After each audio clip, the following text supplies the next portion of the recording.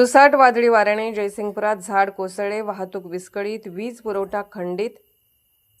जयसिंगपूर शहरातील शिरोळवाडी रोडवर बळवंतराव झेले हायस्कूल जवळील आदिनाथ नाश्ता सेंटर समोरील मोठे झाड गुरुवारी दुपारी अचानक आलेल्या सुसाट वादळी वाऱ्यामुळे कोसळल्याने परिसरात काही काळ भीतीचे वातावरण निर्माण झाले।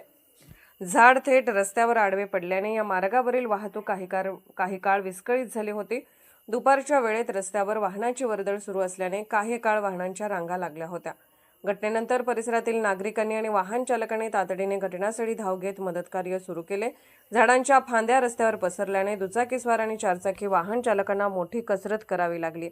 झाड कोसळताना वीज वाहिन्यांनाही धक्का बसल्याने परिसरातील वीज पुरवठा काही काळ खंडित झाला होता। त्यामुळे नागरिकांना उकाड्याच्या वातावरणात गैरसोयीला सामोरे जावे लागले। सुदैवाने या घटनेत कोणतीही जीवितहानी झाली नाही किंवा मोठा अपघात टळला। मात्र आदिनाथ नाश्ता सेंटरच्या शेड व साहित्याचे काही प्रमाणात नुकसान झाल्याचे समजते।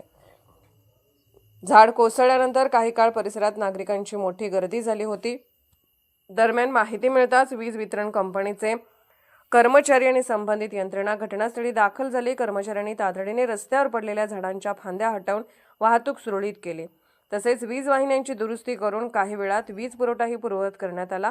अचानक आलेल्या वादळी वाऱ्यामुळे शहरातील काही भागात नागरिकांची तारांबळ उडाल्याचे चित्र पाहायला मिळाले। Bureau report SR news 24 Jaysingpur.